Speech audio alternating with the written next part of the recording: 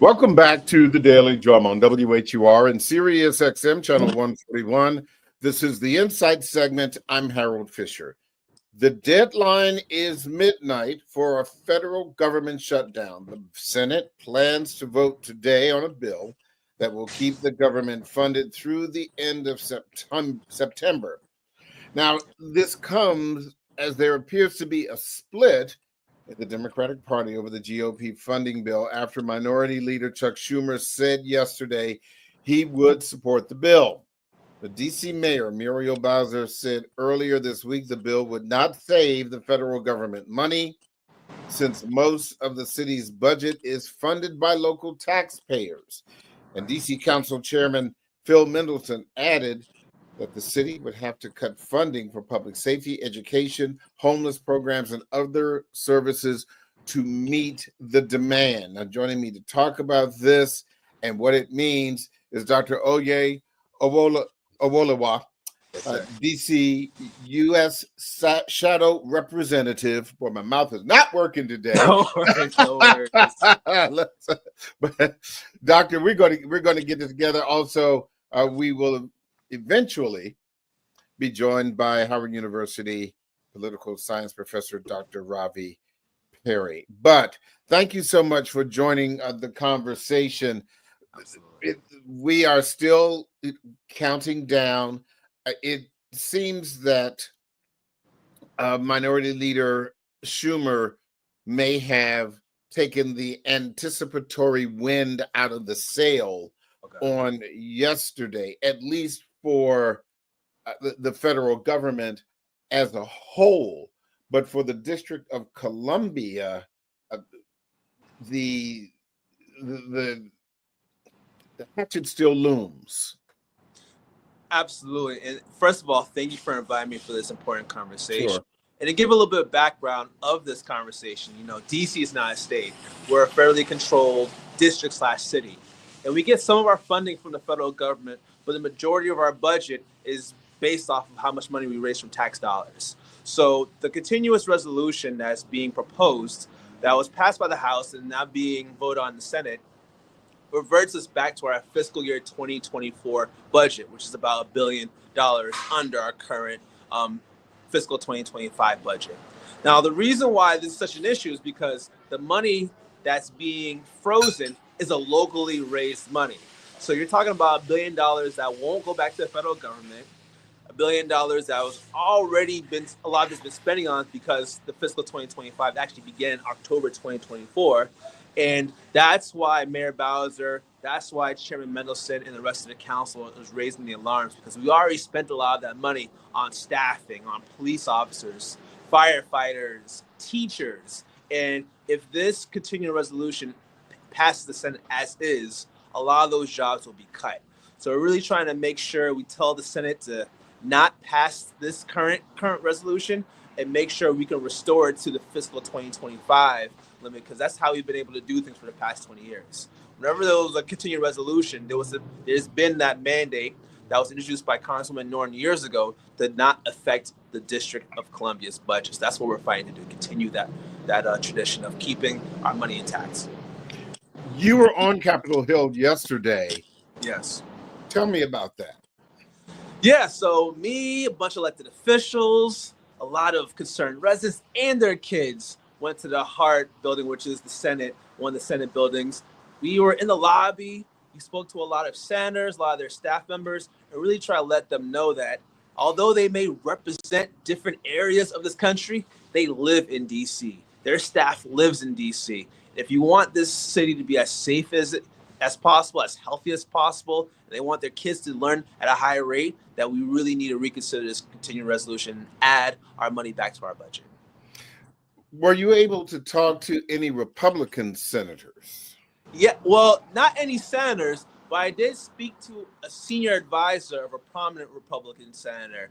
And although they are going to vote in support this continuing resolution, the senior advisor did make a startling admission to me.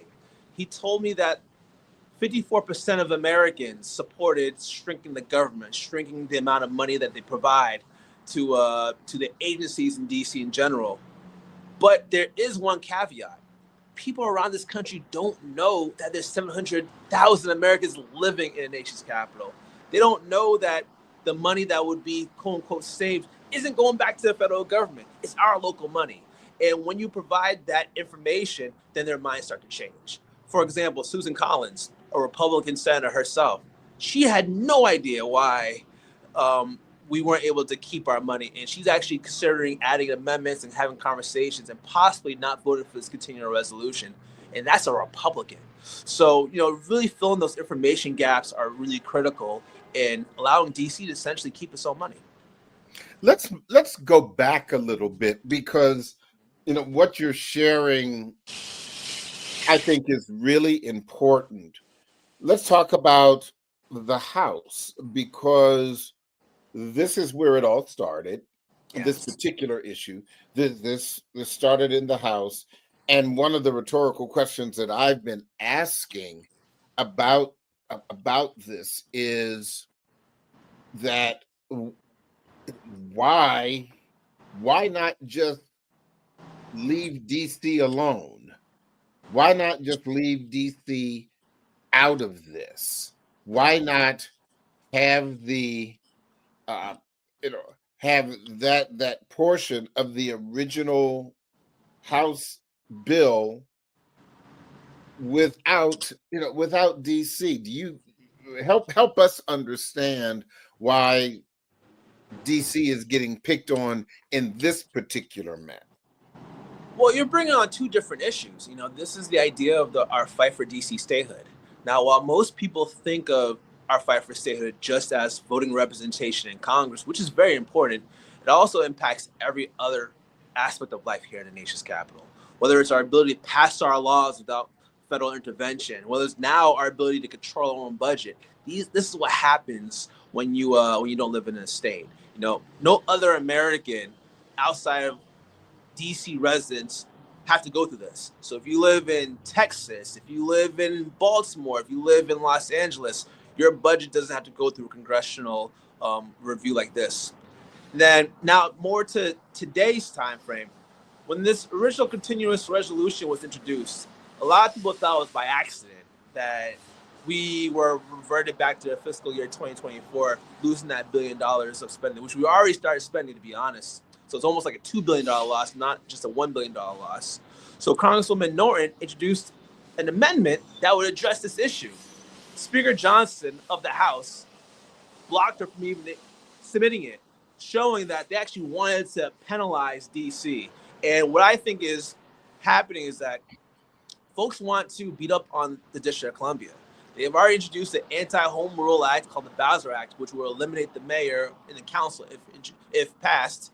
They were threatening Black Lives Matter Plaza with federal dollars, and now you're seeing them revert us back to our previous budget while we're halfway into it. So it looks like this is just a pattern of activity. Some of the Republicans feel like, hey, this is a mostly Democratic city, so there's no way we can fight back. And we're really seeing, the cruelty of elected officials when they have power over people.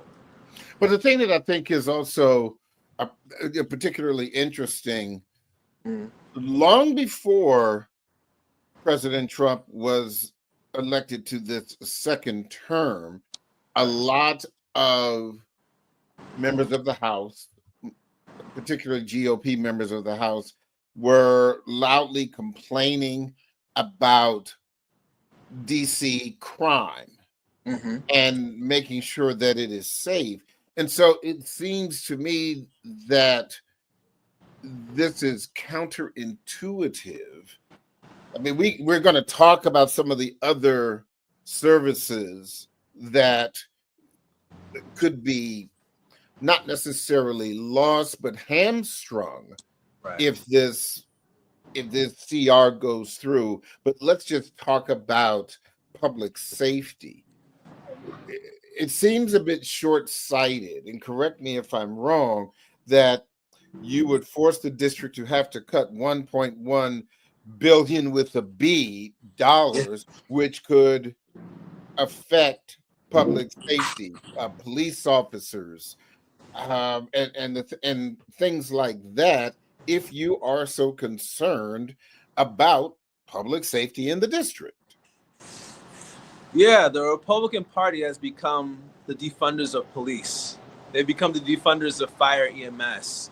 They are not only the first responders to public safety emergencies, but also we're talking about homelessness. I mean, Trump was complaining about homeless tents and encampments. We'll have less money to fight housing insecurity. So in every which way they want to see the district get better, they're hamstringing us. And like I said, this is DC money. This isn't federal money where they can say, hey, we want to shrink the size of the government. We want to be more fiscally responsible. They can't touch this money. And they're not even trying to touch this money. I believe they're trying to score political points through our pain. But to that point, if the CR goes through, right, and the district has to reduce their spending by $1.1 billion, correct me if I'm wrong, but DC, if they're able to do it, if the money comes back in the next fiscal year, they can't really touch that either. Is that correct? So it gets put in an emergency kind of escrow type of account. It's not as easy to grab like our own savings account. So we'll still go through a congressional process to receive it. But the only problem is that if you have to furlough or fire some people, it's not going to be so easy to bring them back. And on top of that, although it's $1 billion loss, because we're already halfway into this fiscal year, we almost had to make $2 billion cuts to get back to that original FY 2024. That's why timing is so important. Had we known that Republicans would have had issues with the fiscal year 2025 back in October or back in September, we would have been more easily able to, prepare for that. Rather than now, within days, we got to cut $1 billion from our budget. Money that we've already spent, people have already been hired, programs have already been implemented.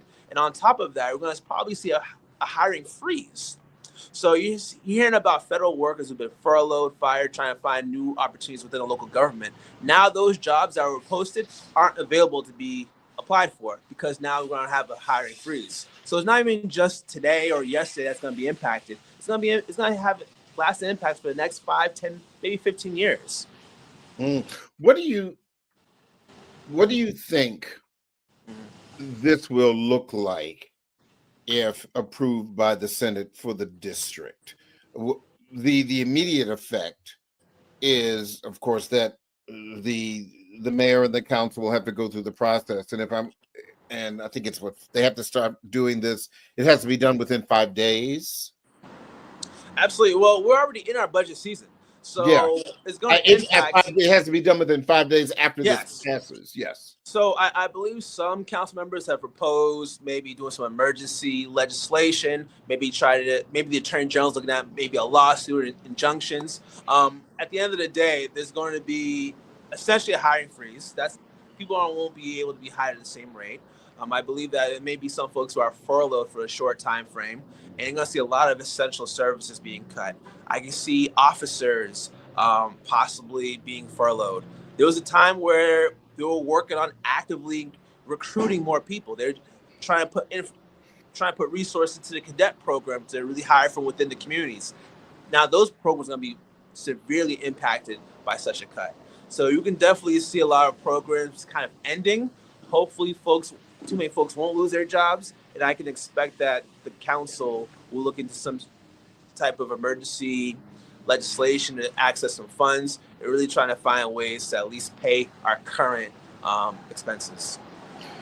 Dr. Awolowo, sit tight. I need to take a break, but we are going to continue this conversation in just a bit. Don't forget, you can hear this in every edition of the Daily Drum Insight segment via podcast on WHUR.com.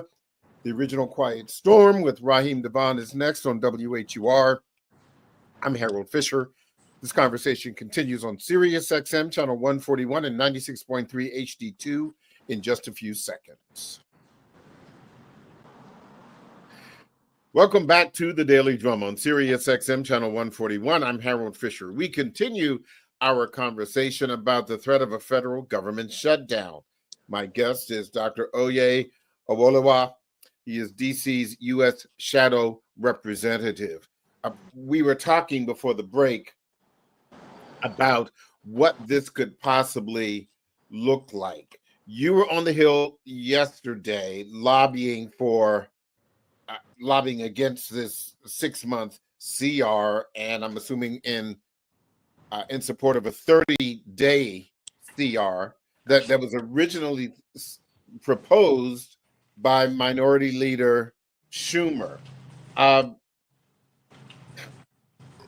When I spoke yesterday to the Amalgamated Transit Union Local 689, they were concerned about the impact on WMATA, on loss of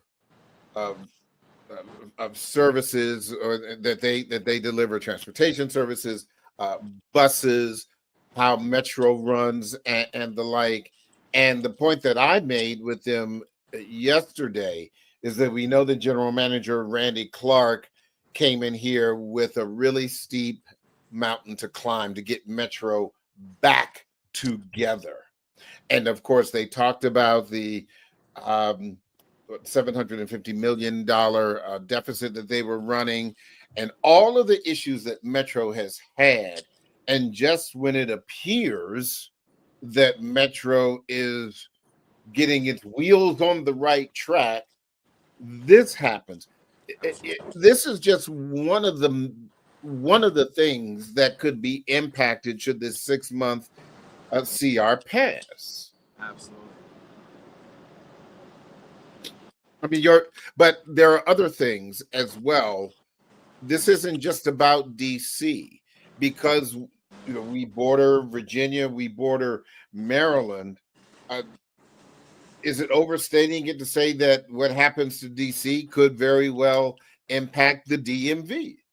Oh, it's not an overstatement. In fact, it's not even just the DMV. We're talking about Delaware, we're talking about West Virginia. People all across this region come to DC, whether it's for work, whether it's for an adventure, whether it's for a vacation.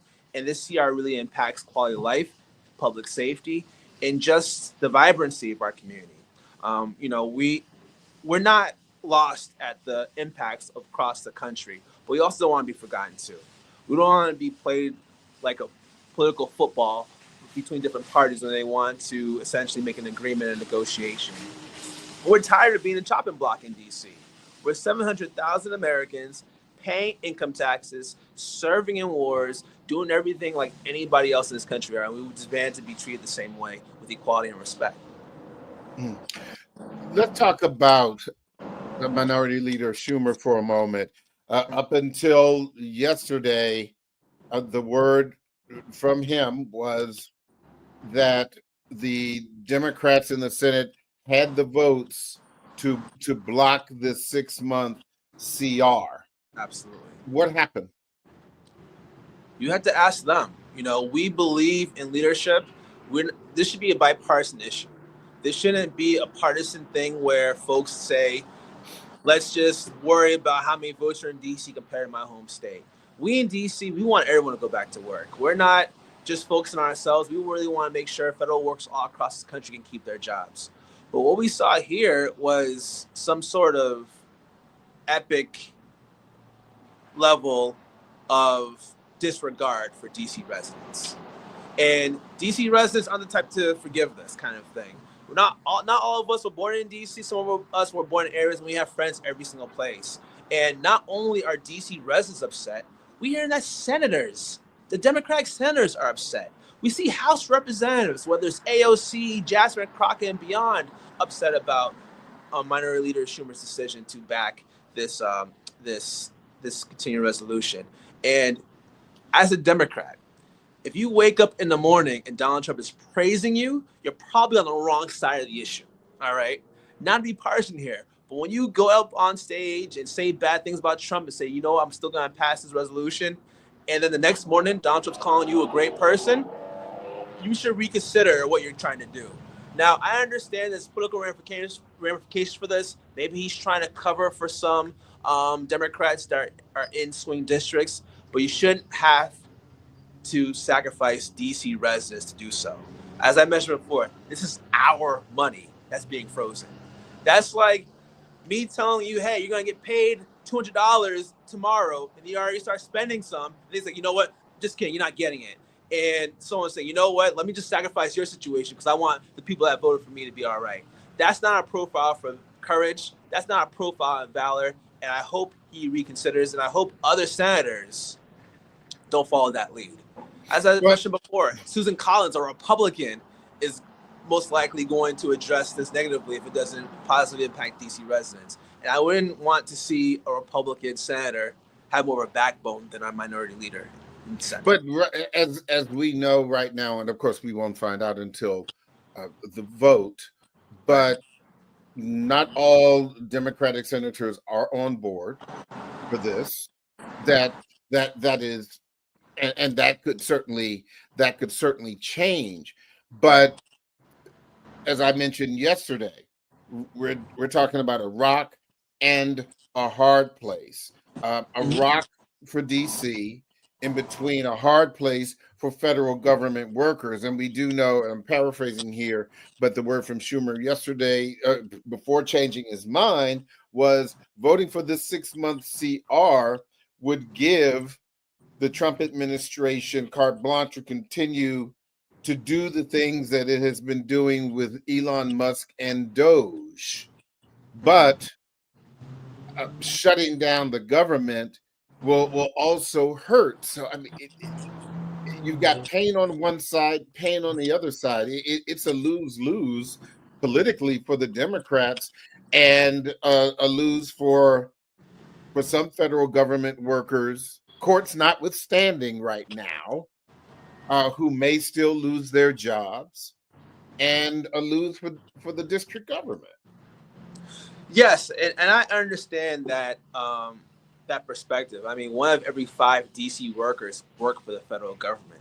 So this is not an isolated conversation. With that said, we're asking for our money back. We have the leverage to ask for maybe a 30-day stay to continue this conversation.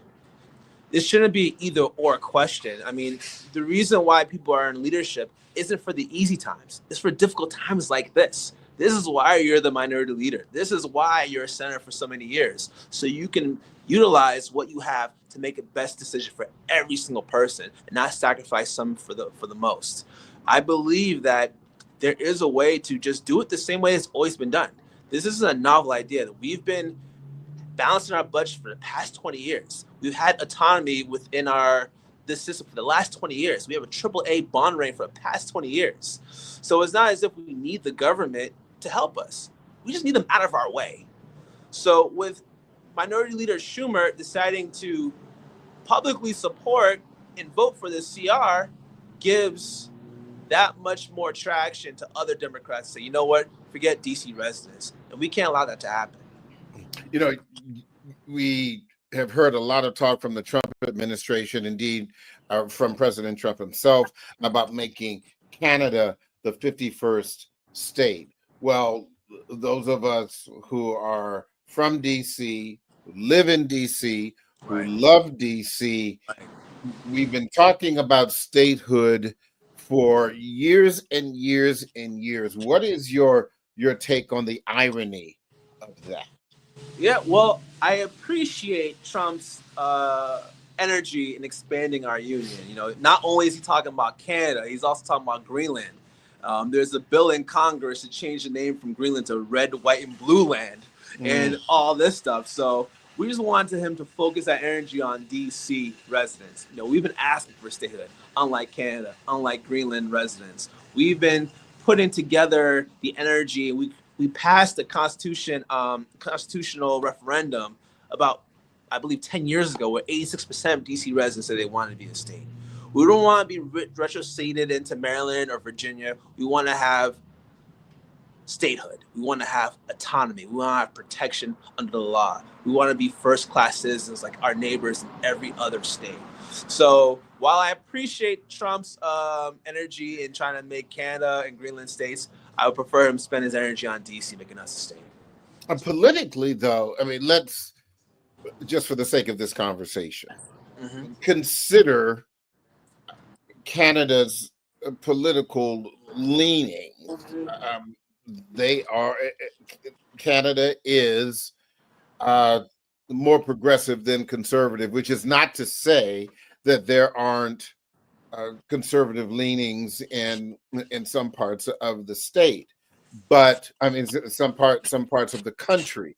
But if you look at it as some of the issues that we are seeing being executive ordered out by the Trump administration.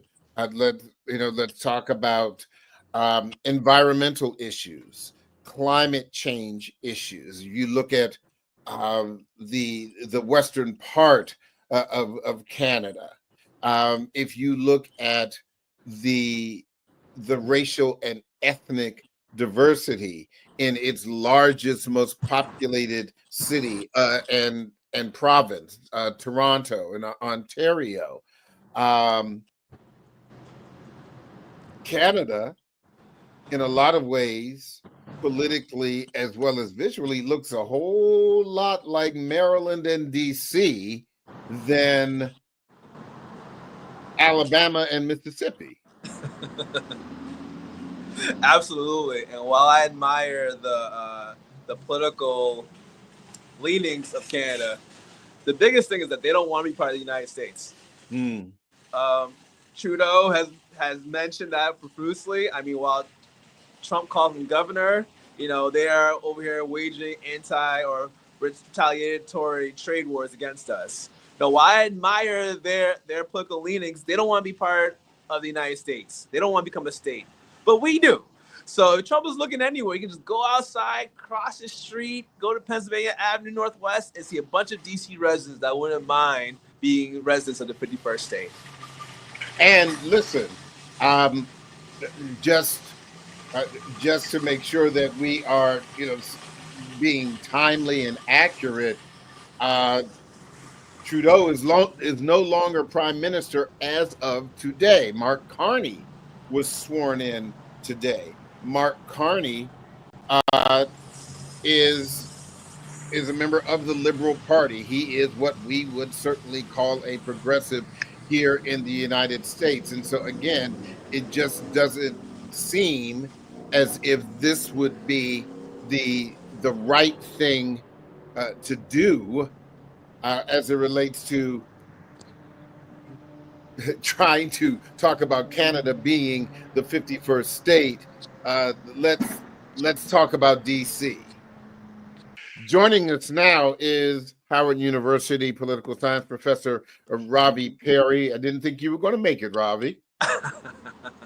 God is still in the blessing business. Here I am. Well, thank you for joining this conversation during these last 17 minutes or so. I was talking to Dr.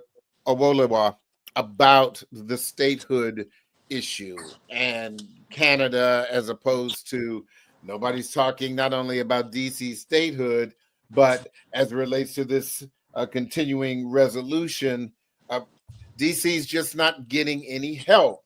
Give me your take on where we are right now as we continue to watch the issues around this upcoming Senate vote on the CR. Well, as a lot of Congress members have said all over the news today, Americans don't know the CR. It's a continuing resolution. It's allegedly rubber stamping what the budget that's already been. It's a push the can down the road. It's all of those things. But the problem is, if you're doing that now, given all of which we know about the Trump administration, then it's essentially a blank check, as Congresswoman Ocasio-Cortez has called. It's essentially a slush fund to allow the Republicans to do what they want, and so that's the challenge here. And it seems as though Chuck Schumer just doesn't seem to understand that. And I don't understand these Democrats that pretend as though normal order or civility or decorum is what we're dealing with the Trump administration. That went out the window when Trump was nominated, beating 17 candidates in 2015, and it's been out the window ever since then. We have a different era of politics now, and the Democratic Party has had a hard time figuring out what to do with that. I would say both locally and nationally in that regard. Folks, moderates don't quite seem to even have their own, just be able to have a clear message. And then you have folks on the left who disagree with the moderates.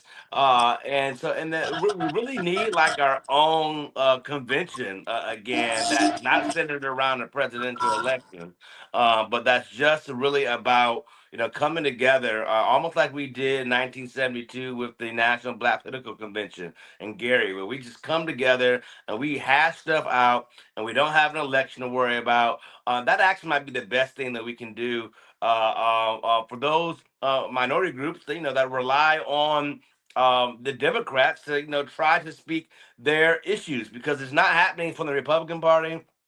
Independents are too few to matter, and it's not an official party anyway. And so, the whole point of a party is to organize your ideas, your thoughts, your agendas into candidates and candidacies and issues that then win elections. It is about winning elections.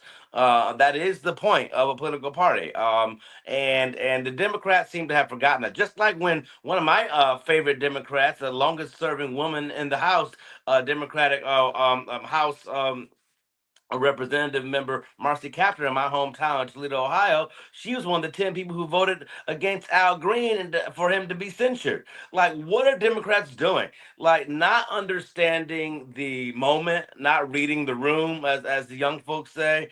I think it's a real problem.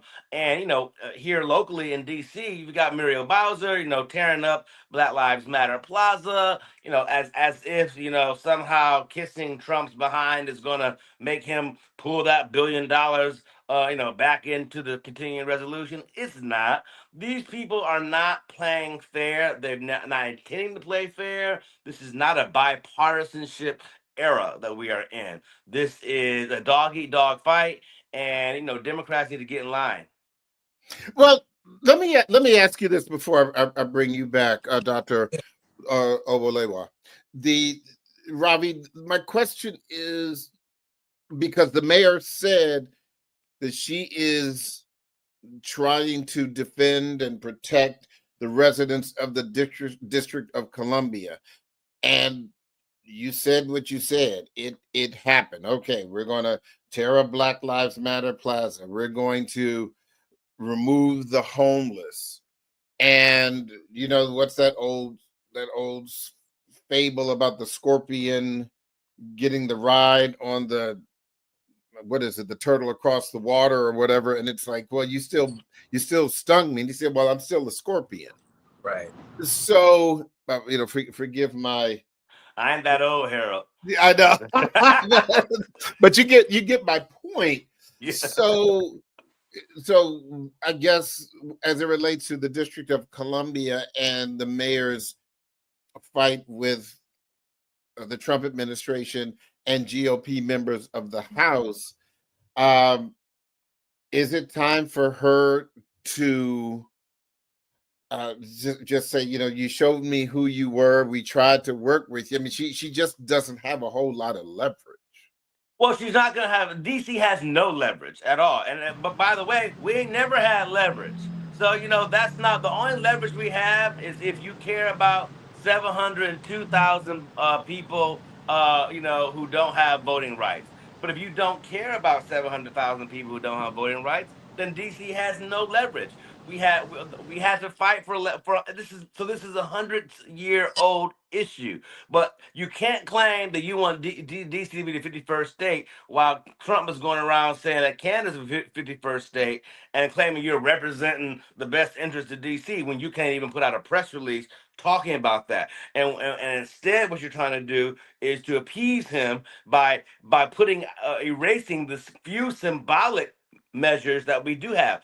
Some power that she does have is that symbolic stuff, like putting up those things like those plaza statements, that's something that a mayor can, in fact, do. That is the power that she does have. But the fact that our budget is controlled by Congress gives us no leverage. It's been that way. That's exactly why we want statehood. And so that's not new information. And the idea that somehow by doing these maneuvers that appease Trump, you're going to be able to get him to care about DC, that presumes that we're dealing with the Trump of the first term. And every single hour of every day since January 20th, we have been reminded that this is not the Trump of the first term. And these Democrats need to really just wake up and realize that. Now, what does that put the mayor in? What type of position does that put her in? Yes. Not a good one. It is kind of damned if you do, damned if you don't. But the $1 billion in the budget is gone. And so, it's not coming back. And the real thing is, if I were her, I wouldn't be trying to appease Trump. I would be trying to appease the 8 Democrats that are going to vote for the continuing resolution. You need to be talking to those are the people that she might be able to have some influence over. She should be knocking on Chuck Schumer's door. That's if you want to try to save DC, help DC, you appealing to the boogeyman who has zero interest in DC and has said repeatedly that he wants to take it over, that he wants to bring police in, that he wants to control all of our affairs. This isn't rhetoric for Donald Trump. He knows he's actually quite cogent about that. He wants to take over DC. It's a Republican talking point, just like they wanted to get rid of the Department of Education. Guess what happened this week? They're getting rid of it. So, if those of us who live in DC, to be frank, we need to act as though home rule is gone already, as opposed to pretending as though it may not happen, because that is the only, I think, position that we can play in terms of galvanizing the public here in DC to actually care about these issues. Because also, keep in mind, the public is not really watching these issues. People are exhausted by Donald Trump. Yeah. They're not watching the national cable news networks that's talking about this all the time. Well, let me ask Dr. Awolowo, what do you think about that? Do you think that maybe we've seen what hasn't worked between the mayor and the Trump administration? We know that President Trump likes strong people, even if he disagrees with them. As I said to you off air, Mayor Muriel Bowser is no punk. Okay, so she is not. She doesn't have a political reputation for being soft. I mean, when she wants to do what she wants to do, she does what she wants to do. Certainly in the name of the 700,000 residents of the District of Columbia. But is it time for her to fight back and not try to be strategic? So first of all, Ravi, I appreciate everything you said, and I appreciate that question. It's not as easy as it looks, right? So when we talk about Black Lives Matter Plaza, there was legislation that was introduced in the House that would have removed federal funding. It's not just feelings or even home rule. They're coming after DC Medicaid. And if they cut Medicaid by hundreds of millions of dollars, you are talking about losing hospitals, losing pharmacies east of the river. We're talking about exacerbating healthcare outcomes. This isn't just people's feelings. These are lives at stake, at the risk of with the whims of congressional Republicans in the White House.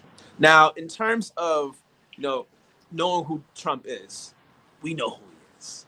Mm-hmm. We also know his impact on the House Republicans. Mayor Bowser may have been banking on her past relationship and dealings with President Trump to have him essentially force the Republicans to add that $1 billion back to the CR. Didn't happen. With that said, I will disagree with you, Dr. Perry, on one thing. The resolution hasn't been fully voted on yet. So it's quite possible that they don't get the 60 votes to pass it. We have Senator Rand Paul, who's a Republican from Kentucky, saying that he's going to vote against the CR because it doesn't do enough damage. That's still a no vote. Even though it's against completely opposite of our feelings, that's still a no vote. And we see a lot of Democrats in the Senate really upset at Minority Leader Schumer for coming out and publicly supporting the CR. So it's not done yet. People should still call their representatives, call their senators if they don't live in DC. People still continue having conversation about what this legislation will have on DC, because I do believe there's a chance that we can have a 30-day stay and revisit that issue, that $1 billion budget deficit. Well, let us hope by the time that we hear this conversation this evening that there still is an opportunity for the residents to call those Senate offices, depending on when that vote happens. Still I want to say one more thing. I do agree with Dr. Perry on this front. Democratic voters want to see a fighter. We're tired of bending over. We're tired of acquiescing. We're tired of saying we'll fight tomorrow, but not today. Whether you win or not, people respect the fighter. If there's one thing that Donald Trump does, he acts like he's fighting, even if he's not. He says things like the Gulf of America. We want to take the Panama Canal back. Even if it's not going to happen, people see that he's trying. And what we see from the other side is Chuck Schumer saying we're going to fight with all our might, and then at the end of the night say we want to vote for the continuing resolution. That doesn't inspire confidence in our party. That might be part of the reason why we're losing elections. So at the very least, let's show some fight. Well, I agree with that. Because strategy. Robbie, hold on. I'm going to give you the last 30 seconds. That's all we've got. Go ahead. Final point. Strategy can't be capitulation. And that's where I think Democrats have the problem with. Strategy cannot be just, folding up your hands and hoping for the best. I think we're right. We have until midnight to see how this vote is going to shake down. But all of my sources on the Hill say that this is a wrap. That there are enough Democrats that are supporting this as a continuing resolution. Keep in mind, Democrats don't all support DC statehood. So this is not new information. So this is what I keep mentioning, that when we in DC keep going after Trump and Republicans, this and that, we need to get our own house in order. Not even all Democrats support statehood. Not all DC residents support statehood. So if we really want to talk about protecting our own, we need to start with getting our own house in order. And I think the problem is now it's a little bit too little too late. But I do hope you're right, obviously. I hope that Democrats are able and Rand Paul are able to stop this $1 billion from DC budget going away. But it's highly unlikely because most Americans have still not been convinced that what's happening in Nebraska for them in Ohio matters as it relates to DC. They don't think of DC. It's out of sight, out of mind for them. And we have done a poor job, if we want to be honest about it, as DC statehood advocates, and really getting every American still to understand that what's in the best interest of DC is in their best interest as well, which means we just got more work to do. I got more work to do as well. That's a good place to end this conversation. Gentlemen, thank you so much. We will continue to watch. That is the Daily Drum for this Friday, March 14th. For News Director Renee Nash, I'm Harold Fisher.